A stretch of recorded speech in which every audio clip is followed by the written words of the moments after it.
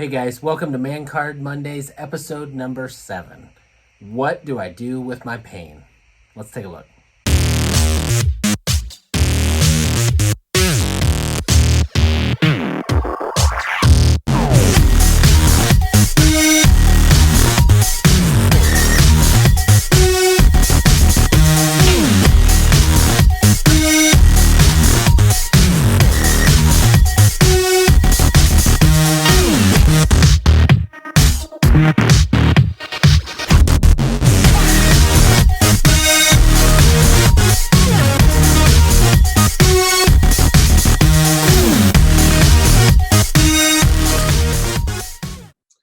Dennis Murphy, welcome to Man Card Mondays. How are you today?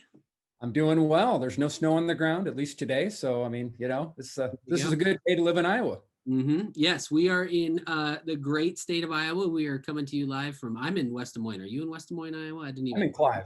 You're in Clive. That's such a long ways away. So what I love about the internet, though, is people can tune into this anytime. So I'm pretty sure some guy is watching this and it's 88 degrees outside and he's in another state and somebody else is freezing their butt off like we are. I don't know, whatever. So anyway, we are here today, and today's topic is one you and I were just laughing about this whole idea of the conversations that men rarely or never have. Today's topic is, what do I do with my pain when it comes to grief and loss and all those kinds of things? Life generally, I don't know that life loves to inflict pain upon us, but that is part of the deal these days. And so I know you have quite a story to tell, and I'll let you tell that in just a minute. But as we get started with this episode today, would love to have you introduce yourself. Let the guys tuning into this episode let a little bit about who you are. So take it away.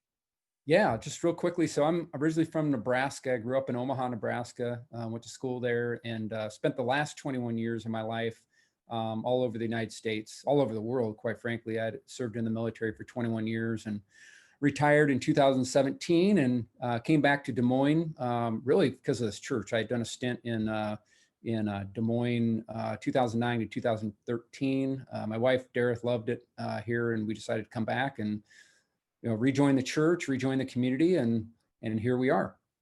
Awesome. Well, thank you for taking your time to be here today. Thank you for your service as well. It's just such an honor to have you and all the guys that we've had on these episodes today, even when the topic is something that guys may not really think about that often. And I think that's part of why I'm excited for this conversation. I just was telling you a little bit ago as well. I am so glad to be sitting at the feet of the master today. I know you have this all figured out. And my wife just said to me the other day, like, it's like sometimes you just can't handle negative feelings. And I was like, yeah, that's true. That's true. God bless you, honey. Thanks for bringing that up. And there's a whole bunch of stuff with this. And I've seen guys go through ups and downs, and I've seen it handled a whole bunch of different ways. I see you as a guy who has fought courageously through a whole lot of different things. And I have watched you from a distance, got to know you and your wife a little bit, and just have always enjoyed conversations with you guys. And so would you just let us know a little bit about your story? And Yeah. I guess kind of what I wrote in our notes here was, I know that you are a guy who knows love, loss. And with that has come some really great experiences, and has come some really hard experiences. And so maybe tell us a little bit about that to kind of set up the context. And then I had some more questions I would love to have you answer today. Sure. Well, as I said, I grew up in Nebraska, and I feel very fortunate. Maybe didn't growing up. I felt very unfortunate that I had a very large family, middle child, and felt I don't know, kind of squeezed a little bit, like a lot of middle children do. But this topic is it's interesting because I look back now and I look at the type of family I grew up in, the type of support I have, and I'll talk a little bit more about that in our conversation. But, I've always been surrounded by, strong relationships, both on my wife's side and my side. My story is, again, I served for 21 years, was in several combat zones. So, have a lot of trauma and dealing with that. Wasn't something that I was really aware of, quite frankly, until kind of later stages of my career. Fast forward to 2017, my wife was diagnosed with colon cancer, as you know, and we went through about a 2.5 year battle with cancer and everything associated with that, to include chemotherapy appointments and surgeries and lots of up and downs. There's a lot of people who probably experience cancer from a distance or even close up. No, it's just takes some. It's just an emotional roller coaster. And Yeah. fast forward to 2018, we decided to move back here after I retired from the military, and my wife fought cancer here for about a year, and then finally succumbed to cancer in I think it was August or late September of 2018. And so at that point, I had made a physical transition from one state to another, moved my kids out of school, had a retirement, was dealing with what I'd later find out was post-traumatic stress disorder, as well as losing my wife all in this period of about 6 months. And so it was tough. The last 2 years-ish have been pretty rough, lots of ups and downs, and that's kind of what we're going to talk about Yeah. over the next 20 minutes. I don't understand. Like, what was hard about that, right? I mean, like, I mean, holy smokes. It's so much. And again, I really appreciate you taking the time just to even share that with us. Cause I meet a lot of guys and work with a lot of guys as a men's ministry director here at Hope. And it's challenging for us to talk about those things, to revisit those things, certainly, to set a course right into them and to process them and to look at that. And so with that, I mean, I see guys try and dodge stuff around there all the time, right? But then I also see a lot of people that don't know how to relate to people that are going through hard seasons. They don't know what to say. They don't know what to do. They don't want to. Will you just talk about that a little bit? Like maybe some of the dumb things that people, I would love to get all this collective wisdom out there that you have in terms of what can you say to somebody who's going through a hard time that would encourage them in their battle against whatever's going on as they're in pain? What's helpful? What's not helpful? What would you say to that? Well, and that's a great question to start with, because obviously I'm not a psychologist, but I feel like I've dealt with a lot of that, both as an Army officer. I have 20 plus years of dealing with lots of tragedy, suicide, death. I've kind of been surrounded by that as a more probably in a mentor role and an advising role, and getting other soldiers of mine through some of the difficult times that they've been through. But it's a lot different when you're in that situation yourself and you're trying to tap into some of the advice that you gave them years and years and years ago. And it's a lot harder to tap into that when it's happening to you than when it's happening to somebody else. And Sure. one of the things that really kind of dawned on me, and I didn't realize this was going to be the case, is how different it is for women and men and how they deal with pain. And specifically how people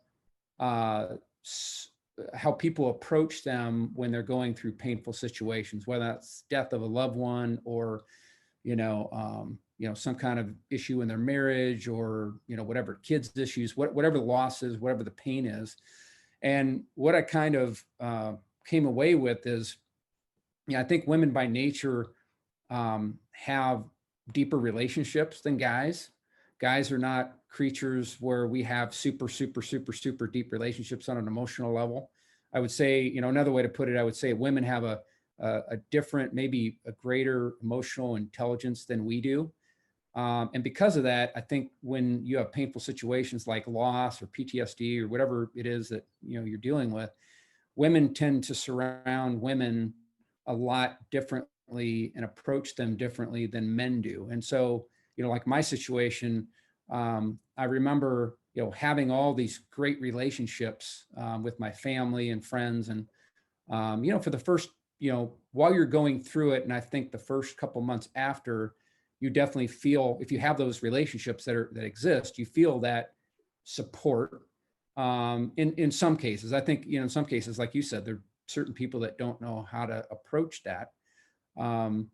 But it's a different type of thing. Like for my guy friends, they may call up and say, what's up? And, it's a 2-minute conversation. They disappear for, 3 months.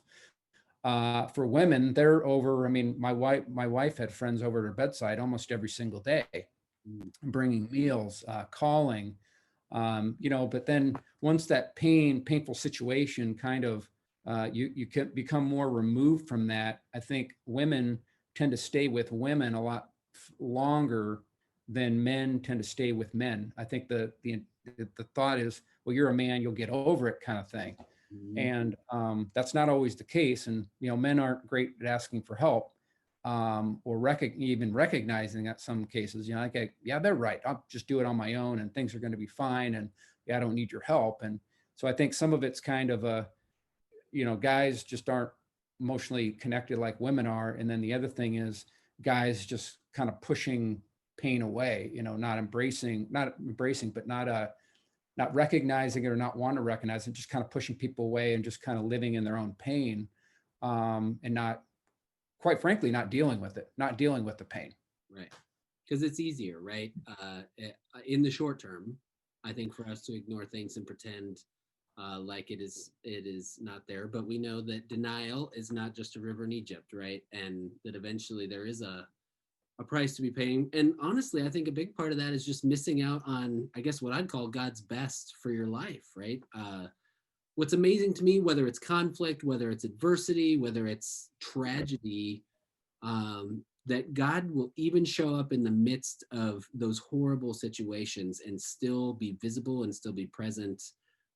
And little bits of heaven will make their way to earth even in the midst of that stuff. And so sometimes I think, we miss out on opportunities to see God more clearly than ever but it's not that it's easy. So, and one of the other pieces too, is I think about this, like the way that people respond and to relate around pain is just the way our theology, our picture, our understanding of God. In fact, I was just in a hospital room today, meeting with somebody in a hospice situation, and the wife did all the talking for the man that was in the hospital bed, and she kept alluding to the fact this is happening for a reason. And I would say the reason is because the world sucks, because it's broken, right? Not because God needs one more angel, or, it was to prove a testimony. I had my own mother-in-law tell me at one point, I think I'm going through this, struggling with this addiction, right? Which has wreaked havoc on my wife's life for decades. Because, you as a pastor needed to know how to be able to relate to people with this more. And I'm like, that is not the God that I worship is going to give you that so that I can be a better pastor, right?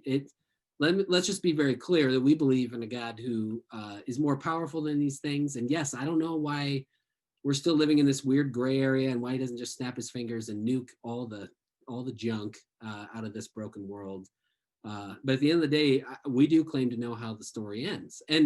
And that was evident and visible to me as I watched you process having to say, see you later, right? Not goodbye, but because of this hope that we have, see you later to your wife. Like you are living with a posture of hope.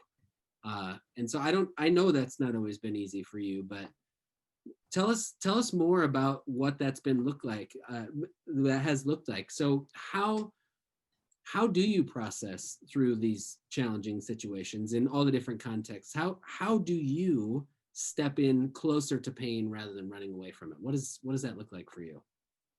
Yeah, it's interesting you mentioned kind of what you mentioned, because I feel very fortunate. Back to the people I surrounded myself with growing up, I always used to have this theory that successful people surround themselves with successful people, and I also believe that Christian people surround themselves with Christian people, or you try to do that as much as you can in life, and usually good things happen. And I've never, because of that reason, I've never had this thought of God being smiting people, or having some ulterior motive, or having some underlying indirect way of getting your attention. I think he's pretty straightforward. Although it's hard to understand kind of the way he works sometimes. Really not it's really not his issue. It's our issue, not understanding, or not coming to not maybe seeing things or being open to things. And I think for me, it really comes to kind of this vulnerability. I know you've talked to men about that in the past. When I talked before about kind of pushing people away or pushing things away, I was giving a talk a while back about, and I used an example of parachuting out of an airplane. You parachute out, and there's lots of things that impact you, weather, wind speed, where they drop you over the drop zone, how many people are jumping out. And it's basically pandemonium, and pain in life sometimes is pandemonium. Right. And when you jump out of an airplane, you get this sense of peace, this, just a little bit of peace before you hit the ground really hard and you smack into the drop zone. And, you depend on, I use that analogy because you depend on, there are a lot of things outside your control that influence where you land sometimes in life and how you land, how hard you land. And I think the more you lean on, whether it be the pilot or, trust that the weather's going to, be okay. And, you're going to get where you need to get, but it might be pretty painful. There's going to be a lot of bumps as you, jump out of your airplane. Mm-hmm. And I think for me, with my wife's death, I'd never really experienced vulnerability. I mean, my PTSD, I knew I had it. I knew there were some issues, but I just didn't have the time to deal with it. So I just kind of pushed that away and I'll deal with it at some point. When my wife was getting sick, I knew, kind of underneath that it was going to be very, very hard when she passed away. But same thing, I kind of pushed it away, because as a single father, when she's no longer there, when you have a loved one that's no longer there and it's permanent, there's a permanency to it, you're just in survival mode. And so you're less worried about yourself and you're more worried about the people around you or the, maybe the situation you're in right now. And that permanency sometimes reveals itself in, different ways. And, if you're not well balanced, physically, spiritually, emotionally, you don't have some of the tools in your toolkit, it makes the situation that much harder. And then if you're on top of that, if you're somebody that just doesn't really share much, I'm more of an introvert. I kind of keep things to myself anyway. It just makes things, doesn't matter how balanced you are, it just makes things worse because you're internalizing that. And so the message that I, left with this group I talked to recently was, you have to watch, as that there are people that are parachuting, that are struggling, you have to know how to go about, kind of asking what you can do for them. And because when you're going through that situation, you go through these periods of I don't need you, but in the back of my mind, I really do. And so I have found that, especially for guys, it's really important that guys don't give up on them. They may do the head nod and hey, everything's okay. But really inside they're saying, I need help. Or I need, I really want, people have to kind of force their way in a little bit. Yeah. And that's difficult when they're going through painful, and there's different ways to do that. Certainly I'm not talking like a violent way of pushing their self through, but that could be continuous phone calls. That could be emails. That could be, men's ministry. I mean, when I was going through this difficult time, I had lots of people from men's ministry reaching out to me, trying to get me involved. And, at the time, it doesn't seem like you can take any more on, but those little things like that, you add them all up, kind of, lots of people stayed with me, but there are a lot of people that forced their way in that forced me to really be more transparent with what was going on and the pain and the suffering and the hardships that I was dealing with. And that was important. It wasn't super comfortable at the time, but when you get on the other side of it, you realize that, hey, had that not happened and people kind of stayed away, that painful memory or painful moment is going to go a lot longer and be a lot more difficult without it. So thank you for laying all that out there, because I think that even just sheds light a little bit for me on just the complexities of what you're up against, right? So one, you have the incident, right? So losing Dareth, so hard. And her and I have a great story of how we met. She posted something in our neighborhood thing because we discovered we lived around the corner from each other because she needed to borrow a mower. And I was like, hey, I got a mower. I've never even checked my email, and I got this post and all this stuff. And so I really feel like it was a spirit-led thing. A mower with a very dull blade, but we won't, that's another story for another time. Hey, yeah. Nobody did the job. Here, I want you to understand that. But she was a delight, right? And I say this at funerals all the time. We are in this weird mix today. One, we have pain because we lost something, but two, we have joy because there is hope, right? And so like to go through all that is hard enough. And then to have this masculine culture or whatever, or just the way our brains are wired. I think it's both, right? Because my wife will ask me, like, what are you thinking about? What do you feel right now? And I'm like, I don't know. Like, and that's not just a cop out all the time. If there are any ladies watching this, I want you to understand, like, at least in my brain, that is a muscle that takes some serious time. And what really makes me smile is the way God seems to be wiring these episodes together. Because just last week we heard from Paul Leavenworth, who loves and is passionate about mentoring and releasing people to build other people up, and talked about, we can't even be we can't get to clarity on our own. We need to be in conversation and relationship with other people to grow and thrive. And he talked about one of the most valuable skills as a mentor is compassionate listening. And as I listen to you talk, I think, man, that's really helpful in this situation as well. And not just to listen with your ears, but to listen with your eyes, right? And not to listen with your words. That's, by the way, if you're talking, you're not listening. But I think to be present, and I mean, you said force your way. I had guys force their way in, and maybe that didn't even feel great at the time, but over time, then that realizes. Now, I'm not advocating being a jerk about it, but I do think there is something. The word relentless comes to mind. It makes me think about God's love for us, right?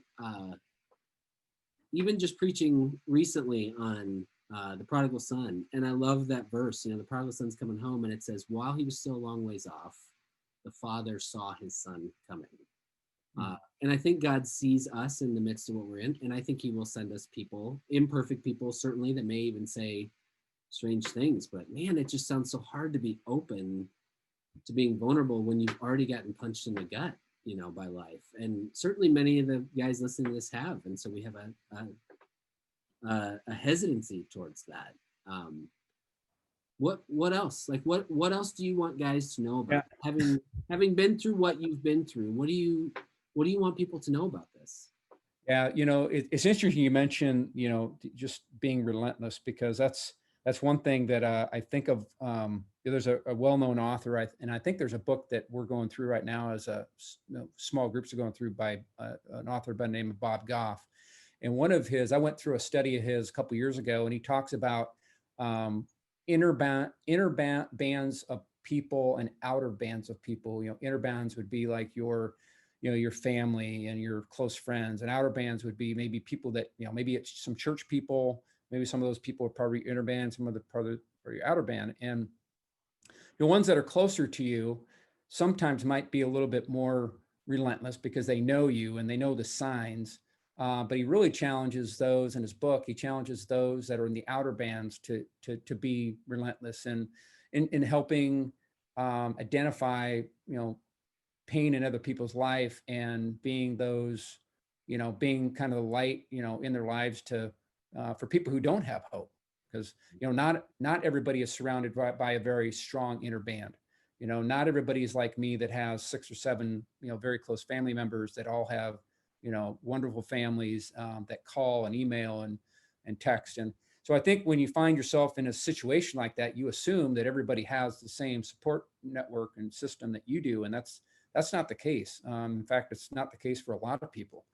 They feel very alone in their pain, whether male or female, and probably feel a lot more alone, if they don't have those bands. And so I think, the big thing is just being very aware of that. I think, as human beings, we tend to really worry about ourselves instead of worrying about others.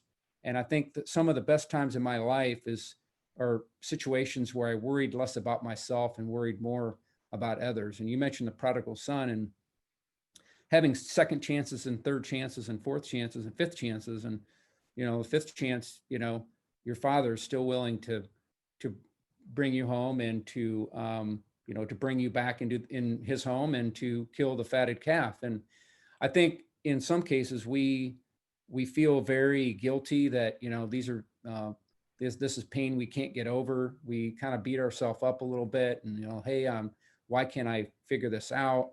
I should be able to figure this out on my own. And, God, if God wanted that, he would have put us on this earth by ourselves. He wouldn't have surrounded us with people, whether or not those people are inner bands or outer bands, or, in some situations, we we need to accept more people into those bands. You know, people want to move from the outer band to the inner band, and we're not allowing them to do that. Yeah. And so, you know, I think that's where the hope comes from me, is that, you know, I do have the strong bands, yet even through my pain, there's been lots of new people, and God, I truly believe this, God sent new people into my life, into those bands, to continue to impact me and to continue to give me hope and continue to help me discover some of the pain that I have, and how to let go of some of it, quite frankly, let go of some of it and be healthier for myself, my family, and the people around me. Yeah.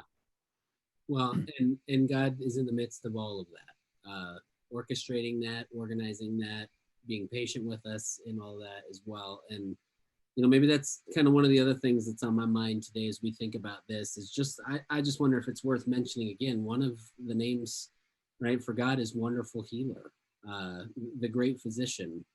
Right, that is a part of the equation, and we don't just think that's wishing upon a star, something like that. And sometimes, people have microwave experiences where healing and transformation happens very quickly, and other times it's a crock pot situation, and sometimes stories go in ways. I mean, we know that healing is going to happen either way, because we know that there will be a day, according to Revelation, right, when God's going to come and make all things new.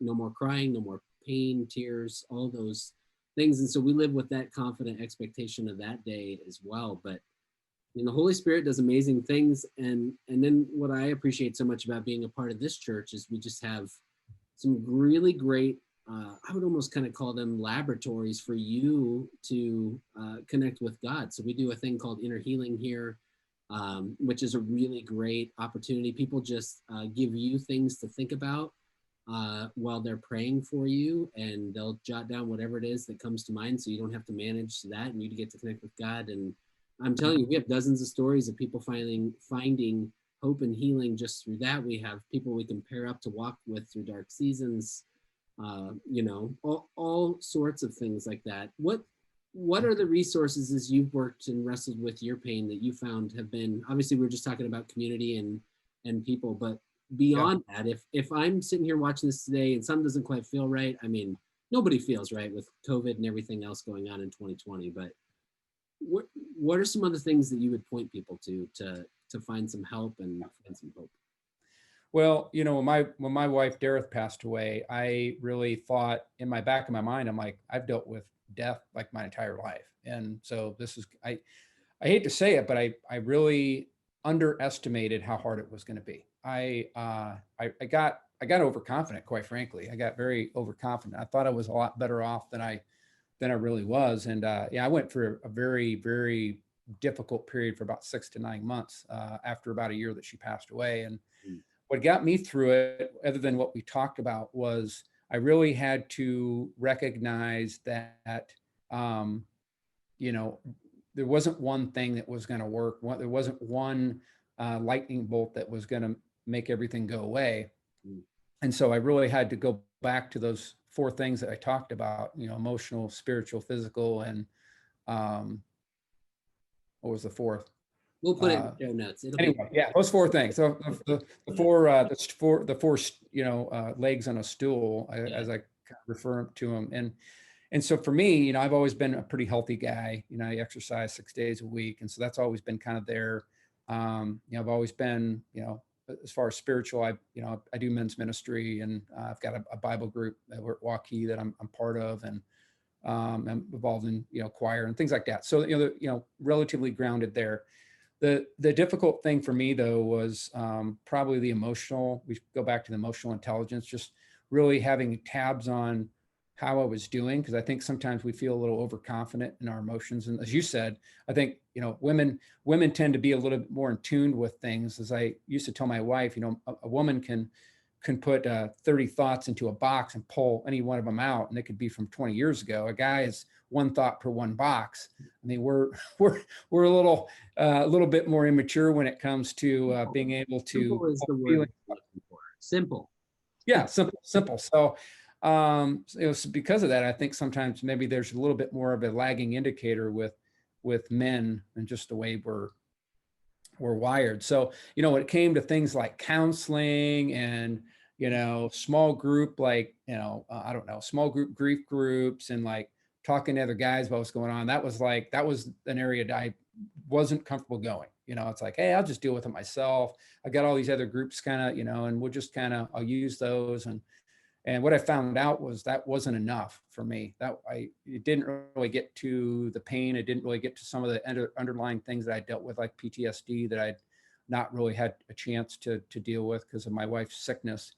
And so I remember kind of being in this middle of this fog, this 6-month fog, and just, kind of praying to God, like, I need something. Something's got to change because I cannot live this way. And I just kind of like opened all avenues, be counseling and, individual counseling and, working through some things with my men's group over at Waukee, talking to some of the pastors at Hope, reaching out to some people that I had not reached out to that had been trying to force their way in for a long time, wanting to talk about stuff, finally having the courage to do that. I really had to be to kind of humble myself and recognize that I could not do it and was not doing it. Yeah. The resources were always there. It's just a willingness to walk through the door sometimes. And I think sometimes you got to be, unfortunately, guys have to be pulled through that door or pushed through that door or, whatever, just move through that door. And like you said, I really feel like in my life, it's been people that God had put here for that purpose to move me through that door and to get me closer to where he wants me to be in kind of dealing with some of the pain and some of the hurt that I've dealt with in my life. I mean, as you were just talking about all that, I thought that sounds so easy, so comfortable, so ideal, right? Like, no. And so maybe what I want to close with here today, Dennis, is that hard journey that you've taken. I'm sure that you would say it has been worth it. I can think of many other people as well that I think have been through this. And there's a Bible verse that people love to drop at certain times. It's Romans 8:28, and it says, God works together all things for the good of those who love him, to be conformed, basically to be more like Jesus. I'll just paraphrase it, but Romans 8:28 and 29. And people say, well, don't worry, God's going to just work everything together, right? You just need to pray about it, whatever. It should never have the word just in that sentence. But at the same time, there is incredible hope in that promise as well, that as we go through these experiences, that God will meet us there, that in one way or another, right? And by the way, I don't think he's causing these things. Again, I think that's a broken world that we live in. I don't see God as wanting to teach us lessons and put us through painful experiences to do that. But I think he loves us enough to let us go our own way at times. And because of that, this world, sometimes we just get nailed by this world and what's going around. And as the promise in all of that, right, is that there's going to be fruit. There's going to be something that happens in the midst of that will be good. And so maybe that's the question I would love for you to close with today is, what, as you've taken this journey, what is the good that you have seen God produce in you and around you as you've embraced your pain, as you've worked through it? Yeah, well, my wife, when she was going through, Dareth, when she was going through a lot of her pain with cancer, she had a favorite Bible verse similar to Romans 8:28, and it's from Philippians 4:13. And there's a band that I wear around my hand to remind me, and it's, I can do all things through Christ who gives me strength, who strengthens me, excuse me. And I like that idea because, I consider myself kind of a man of endurance. I've dealt with a lot of stuff in my life. And I think there's a Bible verse, I can't remember which one it is, you might be able to tell me, that talks about endurance and how important endurance is to, especially spiritual endurance. God's puts us, he doesn't put us through these tests, on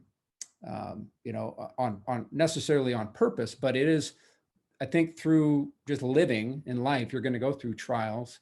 And I think those, just like, an endurance athlete going through very hard workouts, sprint workouts or interval workouts, you're going through these workouts so that at some point you're going to race in life. And that race is going to be hard. And the more training you've done and the more, tough times you've gone through, you're going to be able to get through that. You're going to be able to perform better. And so I think that's the biggest lesson for me has been that I think, dealing with all of these things all at the same time, while it seems very incomprehensible that, you could go through that much change and still be okay on the other side.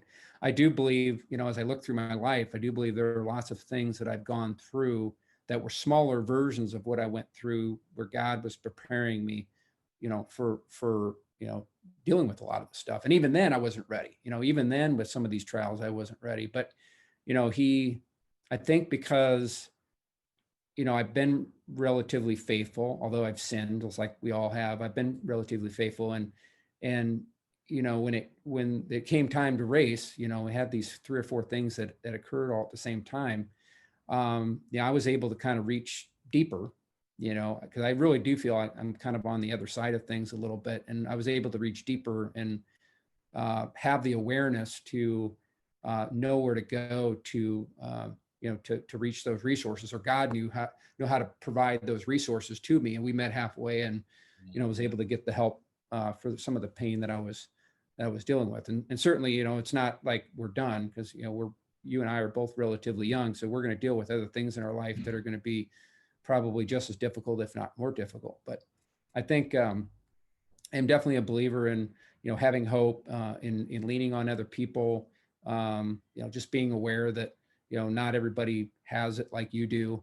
Some people have more, some people have less when it comes to, support. And I think having some of that in your life is good. You're never going to have probably what you need to get over everything. There's always going to be something that it hits you, and you're going to have to lean on every ounce of courage and strength around you. And even then, that won't be enough. You got to lean on the people around you that can pick you back up, like Jesus Christ was picked back up several times when he was marched to his death, as he carried his cross. And so some people there are people that are around you that are willing to carry that for you. You just have to ask. And in some cases, you have to be willing to allow them to carry it, even if it's just for a short distance, while you get your bearing and can pick that cross up back, put that on your back, for yourself, and keep moving, moving forward. Man, that's awesome.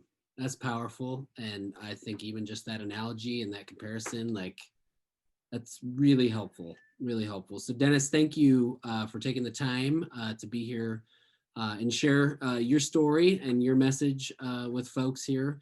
We'll put plenty of ways in the show notes for this, in the description of this on YouTube, for guys to connect with you or with Resources at Hope or us as a men's ministry. But our mission statement, and part of this whole ministry thing with men's ministry, started because for me at least, it started when I was praying and I heard God say, every man filled with hope. Five words that sent me on a whole different trajectory. And that is our vision. And so thank you for being a guy that lives with hope, even when it's hard, and has the courage to try and invite and pull some other people into that as well. So thank you so much for being here today. Guys, we'll have details in the show notes. And if anything comes up, let us know. All right. Have a great day, everybody. And we will talk to you later. Adios.